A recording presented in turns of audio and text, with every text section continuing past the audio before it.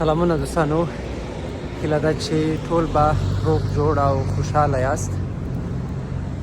موږ انسانان په ژوند کې ډېر څه لرو، ډېر امکانات او ډېر سهولتونه لرو، خو په هغې باندې موږ ناشکري کوو. او هغه امکانات او هغه نعمتونه چې الله موږ ته راکړي یا هغه شته چې موږ او تاسو یې لرو پرې ناشکري کوو. او هر هغه څه چې زموږ او ستاسو توقعات دي، زموږ او ستاسو له غوښتنو پورته دي، په هغې پسې لالهانده، سرګردانه، له ژوند ناراضه او خفه یو. دا خبره مې په دې وکړله، د هغې ورځې چې آلمان ته راغلم، بیا مې کار او درس شروع کړی. هره ورځ له خپل کور نه شاوخوا 1 ساعت یا څه کم او زیات تر کار ځایه سفر کوم په ټرین کې. او یو څو قدمه د اوس روان یم، پیاده روي لرم، په پښو باندې ځم. په دې باندې به ما هر وخت دا خبره کوله چې زما لاره 1 ساعت لاره اوږده ده او زما 1 ساعت وخت په لاره باندې مصرفېږي.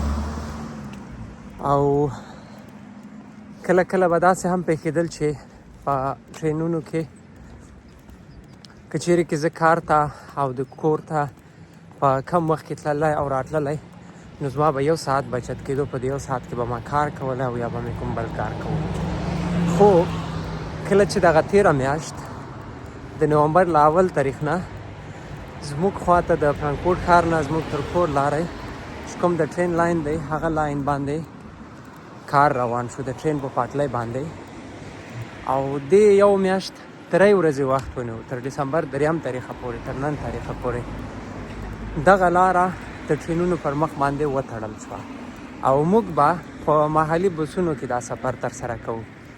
او دا سفر له 1 ساعت نه یا څه کم او زیات 1 ساعت سفر به م درلود، دغه تر 2 ساعته 2.5 ساعتو پورې یا تر 2 ساعت څه کم 3 ساعتو پورې ورسېده.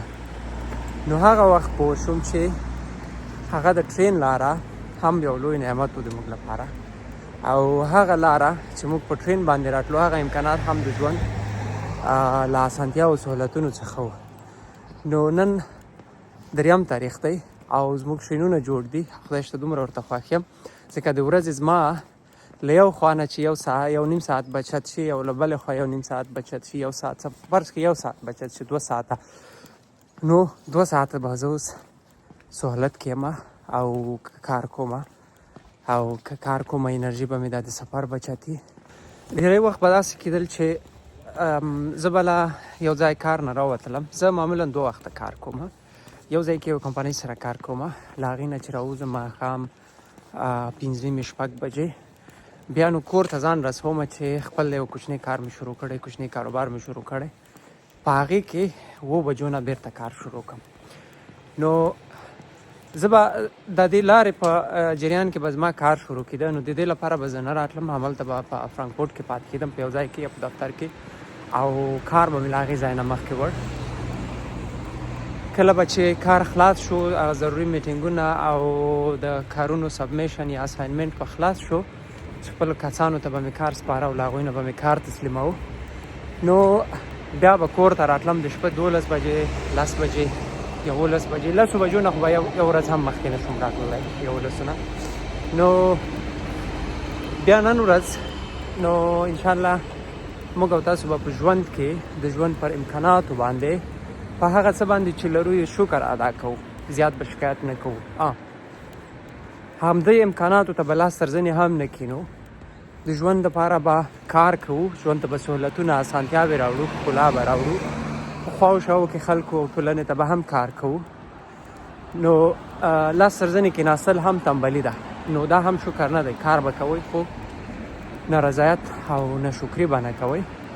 ځکه دا هغه څه چې ما در سره شریک کړل چې ما په 1 ساعت سفر باندې ناشکري کوله. خو کله چې دا سفر 3.5 او 4 ساعتونو ته ورسېده، بیا پوه شوم چې اصل خبره دا ده چې موږ په ژوند کې ډېر څه لرو، خو موږ په هغې باندې سترګې پټوو او په هغې باندې خبر نه یو چې د دې ارزښت او یا د دې ښېګڼه څومره زیاته ده.